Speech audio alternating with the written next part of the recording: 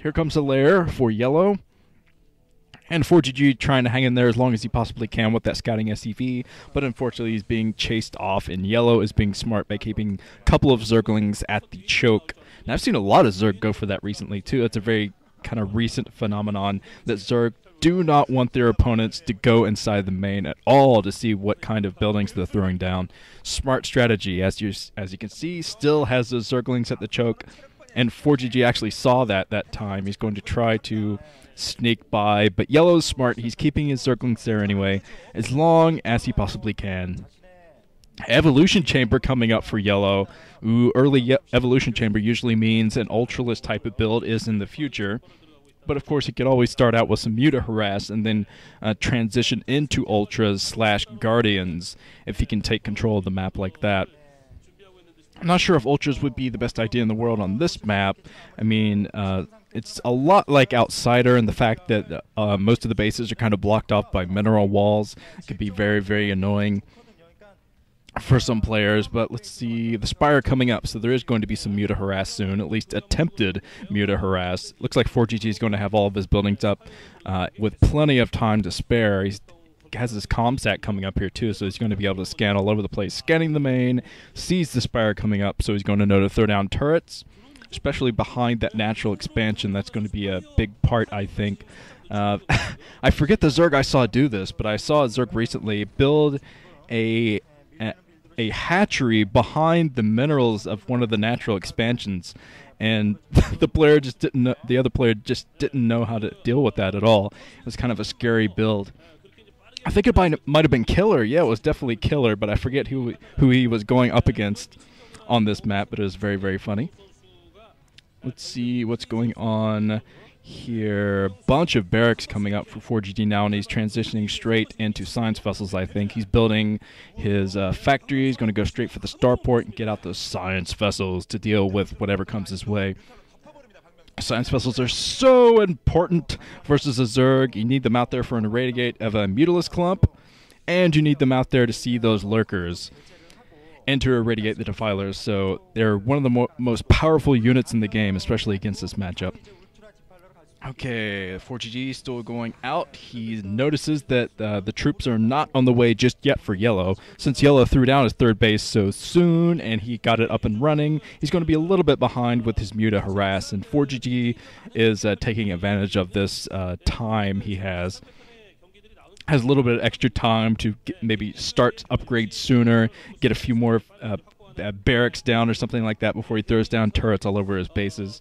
But now he's getting his turrets up. I saw him building one earlier at the natural. He probably has a second one coming up right now, if not a third at this point, at the natural expansion. And ForGG's just hanging back, not playing anything too risky, although the longer he stays inside of these two bases, the worse off he's going to be. Because YellOw, he has the right strategy right now, which is to mass expand.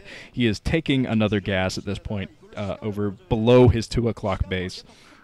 ForGG coming up, spots the mutas, he fends them off, at least for the time being, has plenty of turrets here to deny any kind of harassment. YellOw falling into a huge turret trap, but he manages to get back.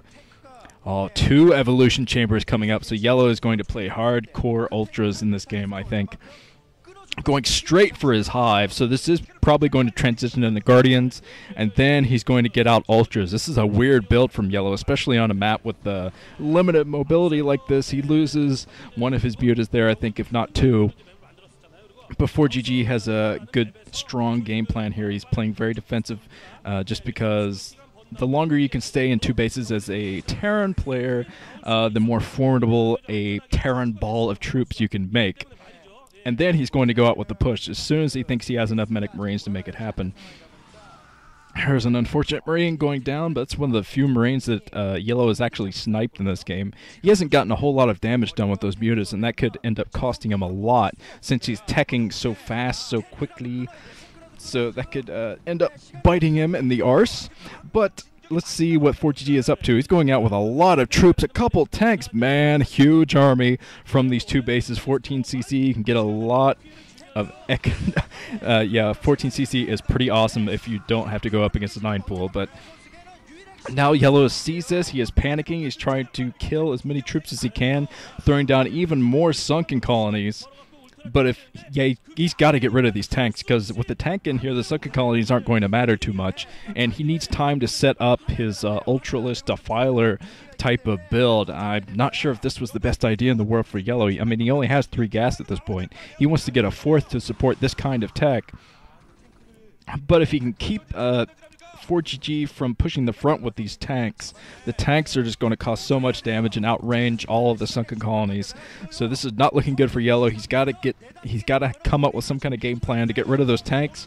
And if he can get rid of the tanks, he'll be able to sunken up and be fine for a little bit longer, while he techs up at the same time, going out with those Zerglings, and he's losing all of his mutas there trying to snipe those tanks. There are still 2 tanks in here for ForGG. ForGG coming out with a huge amount of reinforcements, just reinforcements out the wazoo coming up the map, and I think ForGG is going to be able to break through this.